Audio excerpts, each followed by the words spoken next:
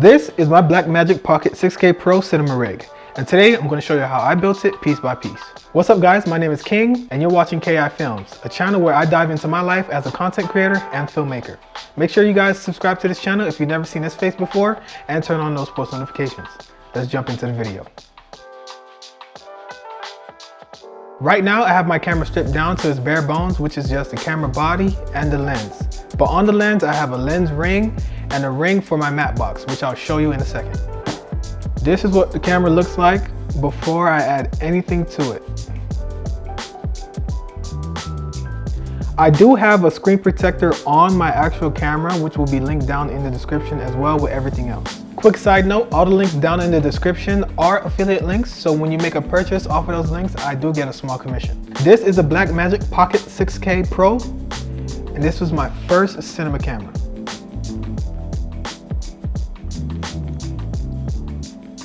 So the camera down to its bare bones. I didn't remove the lens because I forgot my caps, so I can't do that right now. But the first thing we're going to put on here is the Tilta full cage with the top handle. To help me with everything, I do have a Neewer Multi tool to help me mount and screw in all the screws for my rig.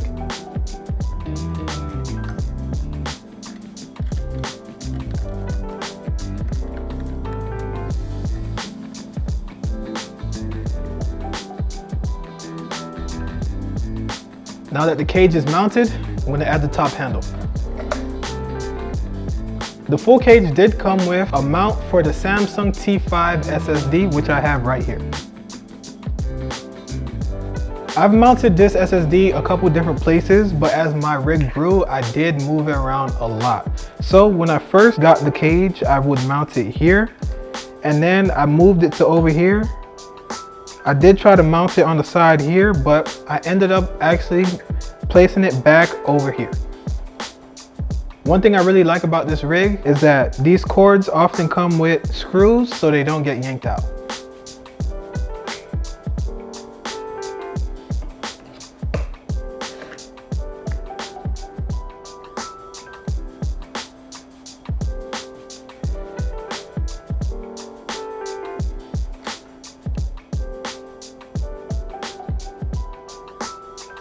One of the main reasons why I opted for the Tilta cage was because of the Arco-Swiss plate on the bottom of the camera. This plate allows me to mount my entire camera with the cage on the Ronin RS2, 3, or 4. I did rock this setup for quite a while, but I did run into an issue with the battery life of this camera, which caused me to need a 15mm rod base plate, a V-mount battery plate, and V-mount batteries.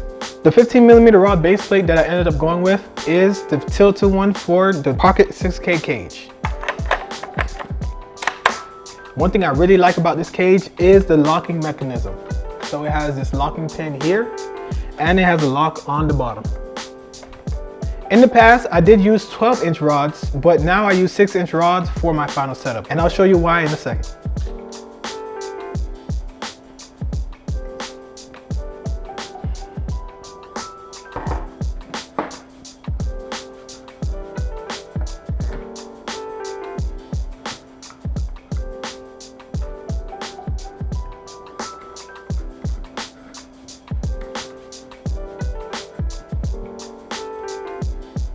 The next piece I want to show you guys is this front-facing 15mm rod mount that I mount on the front of the cage, and this is also by Tilta. It took me a while to find this, and I'm glad that I did. Now that I have the rod mount secured, I'm going to add the 7-inch threaded 15mm rod.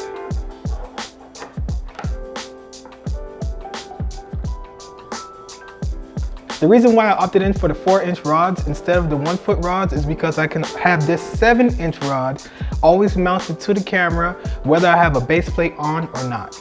I opted in for the Nucleus Nano for my focus pulling needs.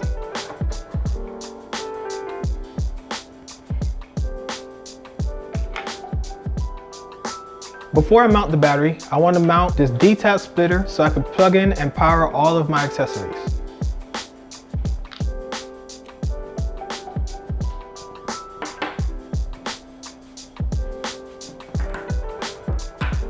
And I route this power cord all the way around to the V-mount base plate.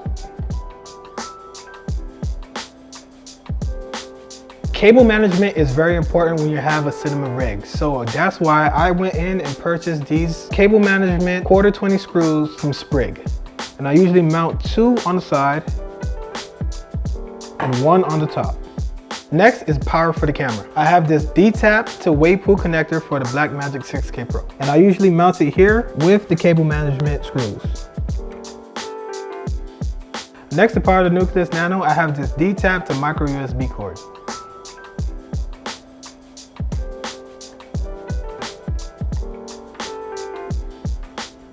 Now we mount the D-tap battery.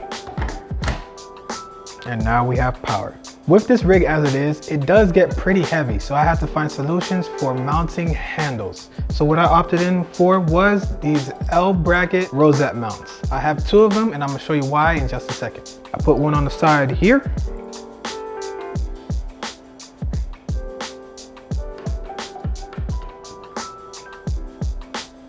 And the other one goes on top here.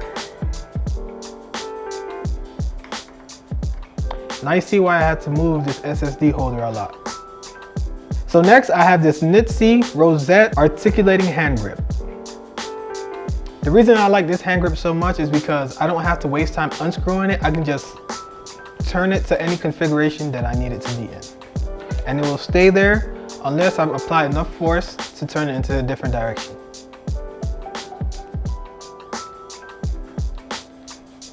You might be wondering how I pull focus if there is no focus wheel or focus handle on my rig yet, which is why I went and got the Tilta Nucleus M handle. The right side handle because I am right-handed. Unfortunately, the Nucleus M handle does not come with this top rosette mount, so this is a separate purchase that you would have to make if you went and bought this handle. But as you can see, I went and bought it. Paired with that, I have a right angle rosette mount plus a Condor Blue articulating mount.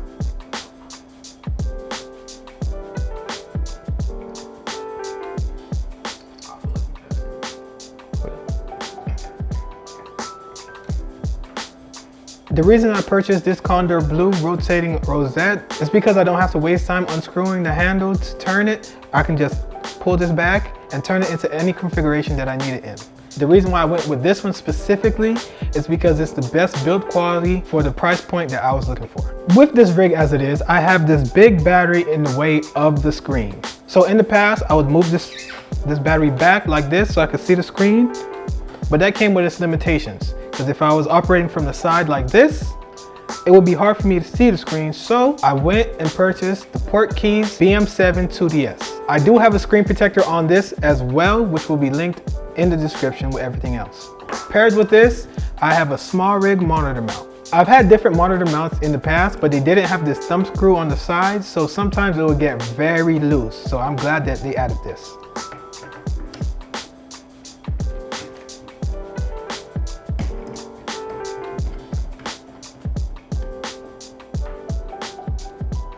For power and monitoring, I have a HDMI cord and the D-tap to DC power cable that came with the Portkeys monitor. I have my HDMI cord coiled around this because I saw one of my DP friends do it, so that's what I decided to do because I felt like it was very convenient.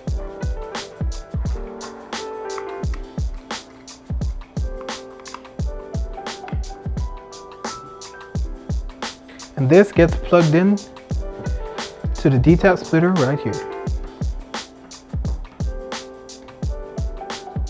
And this cord goes into the cable management right here. Sometimes when you're shooting in harsh sunlight, you'll get some sun rays that will be shown in camera. So that's why we get a matte box to counteract that effect. This is a Tilta mini matte box, and it allows me to add 4 by 5.65 filters to the front of it.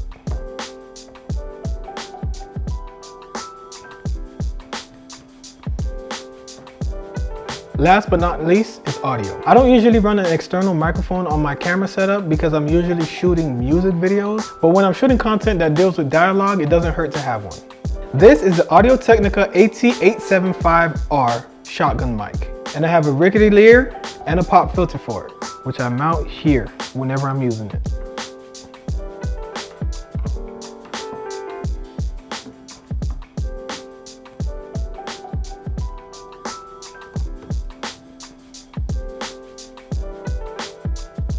To use the Audio-Technica shotgun mic, I have an XLR to mini XLR cord.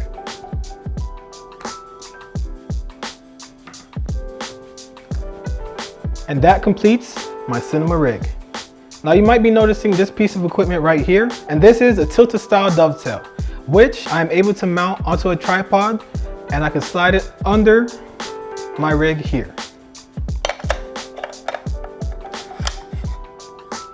Just so I can have an extra plate so I can balance my camera safely without it falling off. We have reached the end of this video, and if it was informational for you, make sure you leave a like, you comment on this video, and you subscribe to the channel for more. Also, visit the links down in the description to find every single piece of equipment that I mentioned in this video. As a reminder, those are affiliate links, so I do make a small commission whenever you make a purchase using those links. My name is King, and I will see you soon.